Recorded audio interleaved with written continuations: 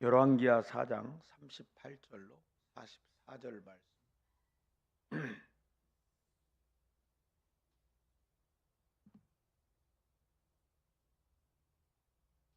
찾으셨으면 함께 읽겠습니다. 38절. 엘리사가 다시 길갈에 이르니 그 땅에 흉년이 들었는데 선지자의 제자들이 엘리사의 앞에 앉은지라.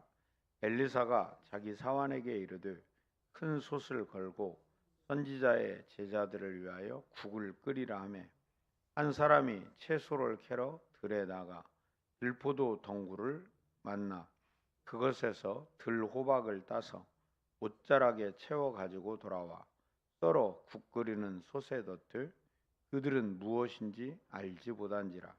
이에 퍼다가 무리에게 주어 먹게 하였더니 무리가 국을 먹다가 그들이 외쳐 이르되 하나님의 사람이여 솥에 죽음의 독이 있나이다 하고 능히 먹지 못하는지라. 엘리사가 이르되 그러면 가루를 가져오라 하여 솥에 던지고 이르되 퍼다가 무리에게 주어 먹게 하라 하매 이에 솥 가운데 독이 없어지니라. 한 사람이 바알 살리사에서부터 와서 처음 만든 떡 곧 보리떡 20개와 또 자루에 담은 채소를 하나님의 사람에게 드린지라. 그가 이르되 무리에게 주어 먹게 하라.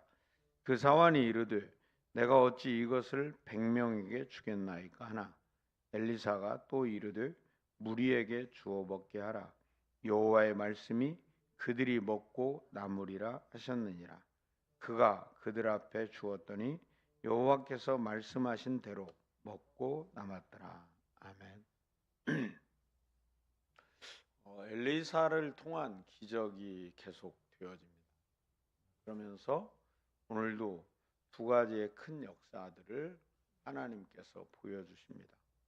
이 두 가지의 일들은 우리 인생의 살림살이와 결부되어진 매우 중요한 사건들입니다. 우리 모두는 우리에게 주어진 살림을 살아갑니다. 경제 생활을 하고 그리고 또 거기에서 얻어진 것들로 우리가 먹고 마시고 입고 누리며 살아갑니다.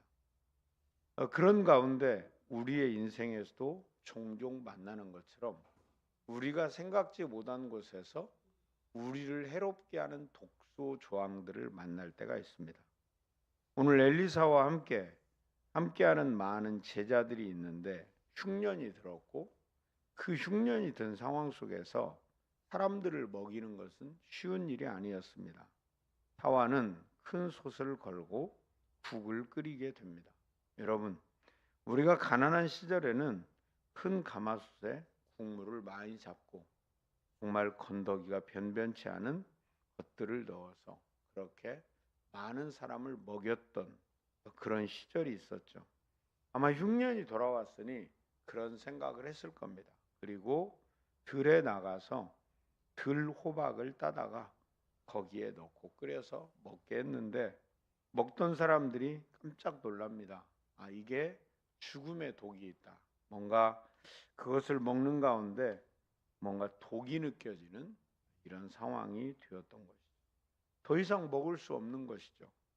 먹고 살겠다고 먹는데 죽게 되었으니 굉장히 안타까운 일이죠. 그때 엘리사는 가루를 가져오라고 해서 솥에 던지니 그것을 퍼다가 먹을 때 그 독소가 제거되었다. 이렇게 말씀을 합니다. 근데 우리는 사실 무엇이 독인지 무엇이 약인지 우리는 잘 모르고 먹고 마실 때가 있습니다. 그래서 아마도 인간의 수명은 그렇게 유지되기도 하고 또 그 수명이 줄어들기도 하고 젊은 날에 세상을 떠나기도 하고 그런 일들이 있어지고 질병이 찾아오기도 하고 이런 일들이 있어집니다. 어쨌든 우리가 살아가면서 우리의 인생에 주어진 시간을 사는 동안에 우리는 알게 모르게 많은 독소들을 취할 수 있는 그러한 식물들 먹고 마십니다.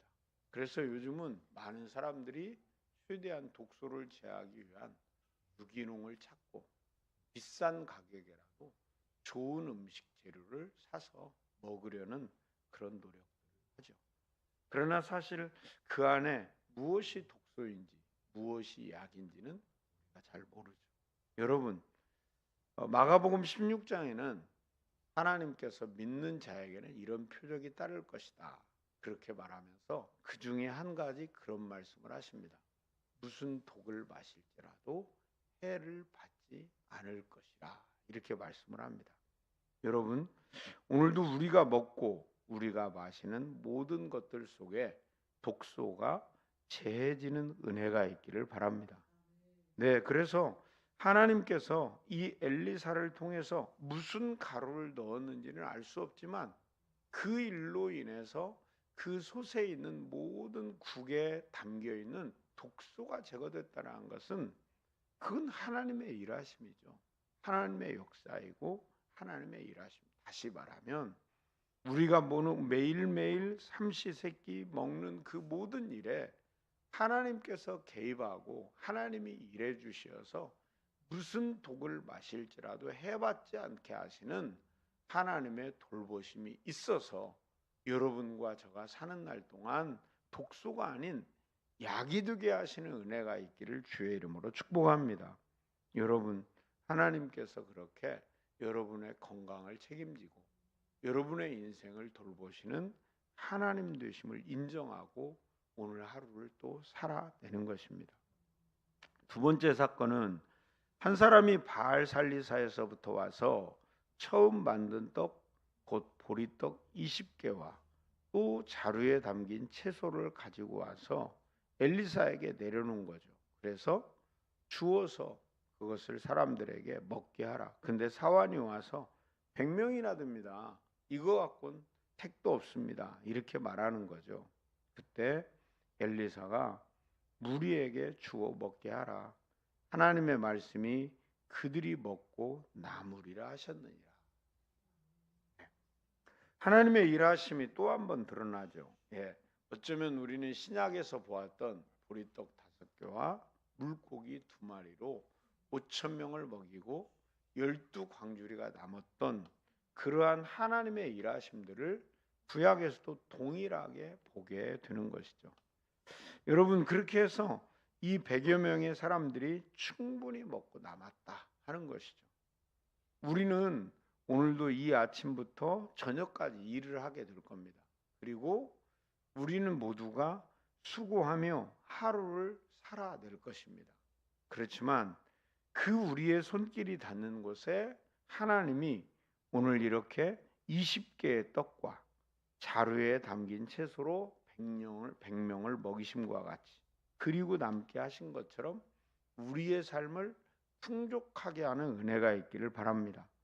여러분, 선지서를 우리가 이렇게 읽다 보면 구멍 뚫린 전대라는 표현들이 나옵니다.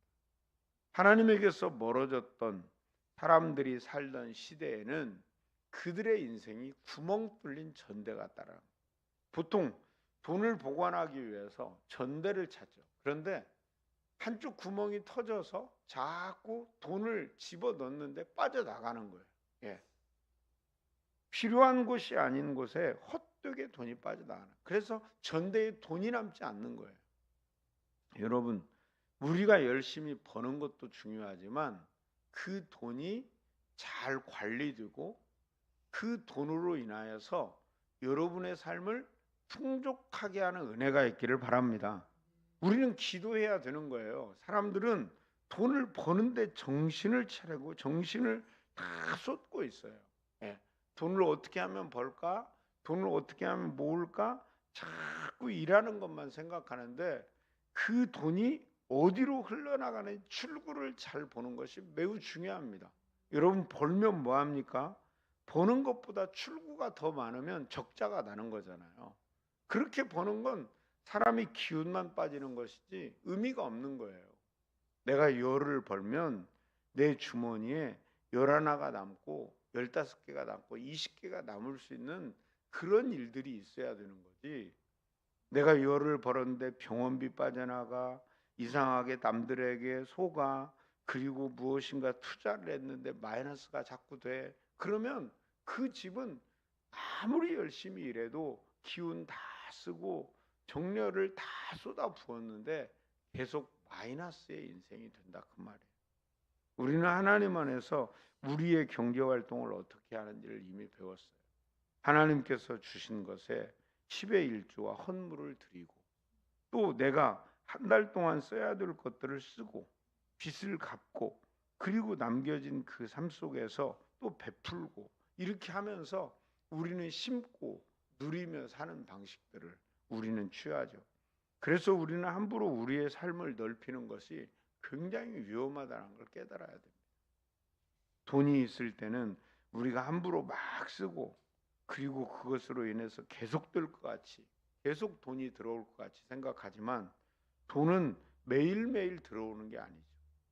매일매일 이득이 나는 건 아닙니다.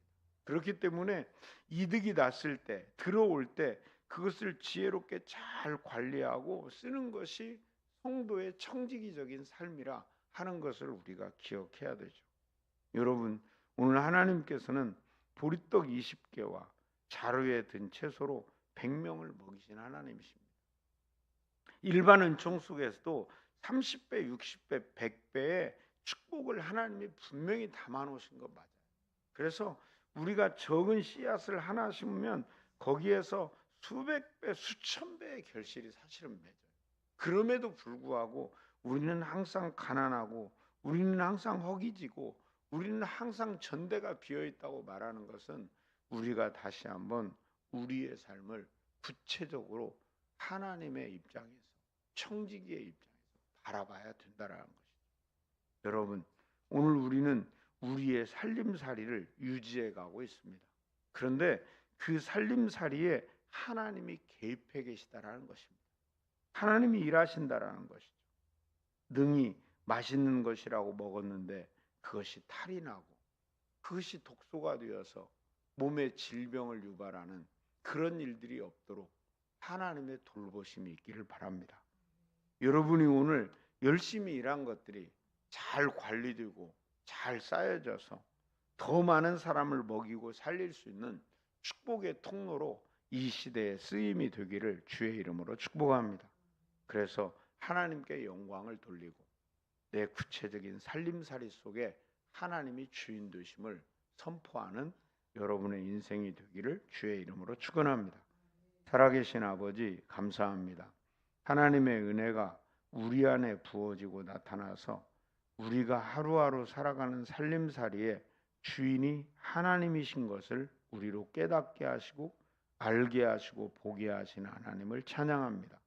하나님이 영광을 받으시고 무엇을 먹든지 그것이 우리에게 독이 되지 않고 약이 되고 건강을 유지하는 좋은 음식이 되도록 하나님께서 일하여 주시고, 우리도 잘 분별하여 먹고 마시고 몸을 하나님이 거하는 성전답게 관리할 줄 아는 지혜로운 사람들이 되게 하여 주옵소서. 하나님, 오늘도 일터에 나가서 성도들이 하루를 열심히 살아갈 겁니다. 그 수고에 걸맞는 보상이 하나님 주어지게 하여 주시고, 또 그 청지기답게 그 물질을 잘 관리하여 구멍 뚫린 전대처럼 인생을 허비하지 않도록 도와주시고, 재정을 허비하지 않도록 하나님께서 도우시고 일하여 주옵소서. 하나님이 그렇게 영광을 받으시며 주의 선한 뜻을 이루어드리는 축복의 통로로 쓰임이 되게 하옵소서. 예수님의 이름으로 기도합니다. 아멘. 함께 기도하겠습니다. 기도할 때 우리에게 오늘도 주어지는 모든 일용할 양식을 먹고 몸이 건강해지고 마음이 건강해지고 삶이 건강해지는 은혜가 있도록 기도하고, 또한 오늘도 일터에 나가서 여러분이 일하는 곳에서 하나님께서 재물을 얻을 권세를 주시고 그것을 잘 하나님의 방법대로 관리해서 사용해서 하나님의 나라를 더욱더 풍족하게 하는 성도들이 되도록 기도합시다.